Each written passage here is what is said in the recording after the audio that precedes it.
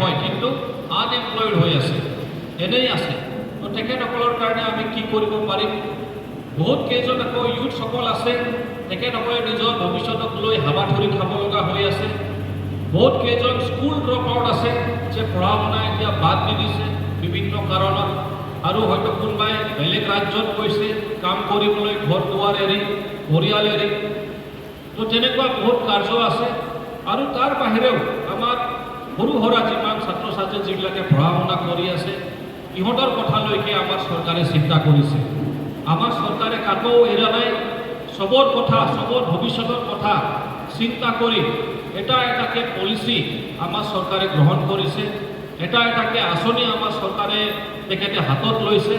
আৰু সেই আঁচনি মৰ্মে আজি আপোনালোকেও ভাগ্যৱান যে ইয়াত যিসকল আপোনালোকে সমাবেত হৈছে, যে আপোনালোকে নিজৰ জীৱনত যাতে হাবাথুৰি খাব লগা নহয়, আপোনালোকৰ ভৱিষ্যতটো যাতে উজ্জ্বল হয়, ভাল হয়। আৰু সেইকাৰণে আমাৰ চিফ মহোদয়ে ক'লে যে আমাৰ নিবনুৱা আনএমপ্লয়েড যুৱক যুৱতীসকলক, স্কুল ড্ৰপ আউটসকলক, তেখেতসকলৰ কাৰণে আমি ভৱিষ্যতটো যাতে সুনিশ্চিত হওক সেই কথা চিন্তা কৰিব লাগিব, নিশ্চিত কৰিব লাগিব। আৰু সেই মৰ্মে আপোনালোকক স্কিল ট্ৰেইনিং দিয়াবলৈ, স্কিল ডেভেলপমেণ্ট ট্ৰেইনিং কৰাবলৈ, যে কোনটো ট্ৰেড, কোনটো জব ৰলত আমাৰ ল'ৰা ছোৱালীবিলাকক ট্ৰেইনিং দিয়ালে তেখেতসকলৰ ভৱিষ্যতটো ভাল হ'ব। তাৰ ভিতৰত বহুত জব ৰলৰ ভিতৰত, বহুত আমাৰ ট্ৰেডৰ ভিতৰত ক'ব লাগিব যে আমি সকলোৱে চোলা পিন্ধোঁ ন, সকলোৱে আমি কাপোৰ পিন্ধোঁ, চোলা পিন্ধোঁ। তো সেই কাপোৰটো হয়তো কোনোবা চিলাই কৰিব দিয়ে আনাৰ পিছত নতুনতে, আৰু কোনোবা পিন্ধি পিন্ধি হয়তো ফাটি গ'লে অকণমান চিলাই কৰাৰ দৰকাৰ পৰে।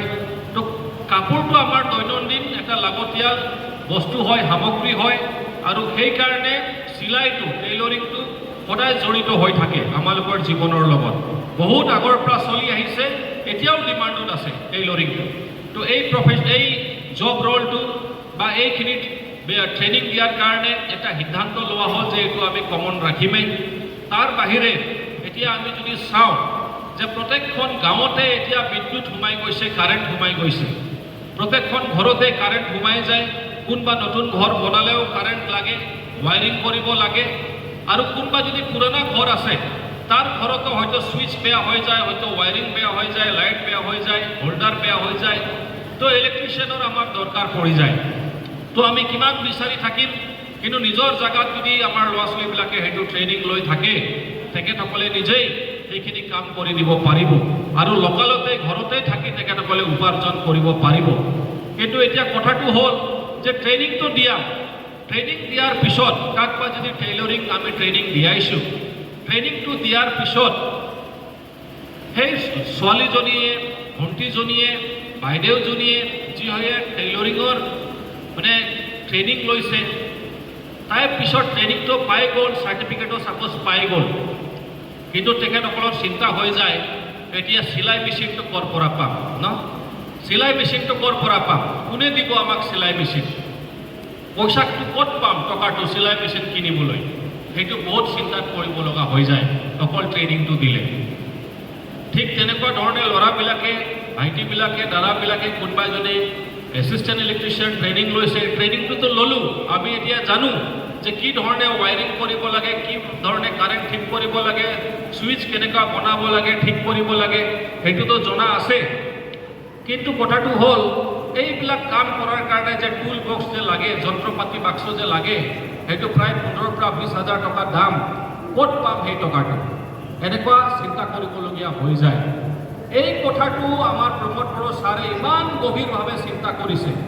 বিটিআৰৰ প্ৰধান চিফ ছাৰ প্ৰমোদ বড়ো ডাঙৰীয়াই, তেখেতে যে দূৰদৰ্শিতা থকা এজন নেতা হয়, তেখেতে যে এজন ভিজনাৰী লিডাৰ হয়, তেখেতে যে এজন ডাইনামিক লিডাৰ হয়, সুদক্ষ থকা এটা ভাল লিডাৰ হয়, সকলোৰ ভৱিষ্যতৰ কথা যে চিন্তা কৰে, এইটোৱে প্ৰমাণিত কৰিছে যে তেখেতে কৈছে যে আমি তেখেতসকলক অকল যে ট্ৰেইনিং দিম এনেকুৱা নহয়, যিসকল নন ৰেচিডেঞ্চিয়েল ট্ৰেইনিং লৈ আছে ঘৰৰ পৰা আপ ডাউন কৰি, তেখেতসকলক যাতে ট্ৰেইনিঙৰ পিছত তেখেতসকলে যাতে হাবাথুৰি খাব লগা নহয় যে মই চিলাই মেচিন ক'ৰ পৰা কিনিম, ক'ত টকা পইচা পাম, আমি এছিষ্টেণ্ট ইলেক্ট্ৰিচিয়ানৰ কাৰণে ক'ত টুল বক্স পাম, যন্ত্ৰপাতি বাক্সা ক'ত পাম, বাক্স ক'ত পাম, 15-20,000 টকা ক'ত পাম, সেইটো যাতে চিন্তা কৰিবলগীয়া নহয়। তেখেতে হুকুম দি দিলে যে ট্ৰেইনিঙৰ শেষ হোৱাৰ পিছত চাৰ্টিফিকেটটো দিয়া হ'বই, কিন্তু তাৰ লগে লগে তেখেতসকলক আমাৰ যিবিলাকে টেইলৰিং শিকিব ইহঁতক যাতে আমি চিলাই মেচিনটো যাতে দি দিব পাৰোঁ, যাতে চিন্তা কৰিবলগীয়া যাতে নহয়। যিবিলাকে assistant electrician training course complete কৰিছে তেখেতসকলক যাতে যন্ত্ৰ পাতি বাক্সটো দি দিব পাৰোঁ। তো এই চিন্তাধাৰাটো যদি ভাল লাগিছে হাত তালি মাৰি ন চাবৰ কাৰণে যে প্ৰমোদ বড়ো ছাৰ আমাৰ বিটিআৰ প্ৰধান এক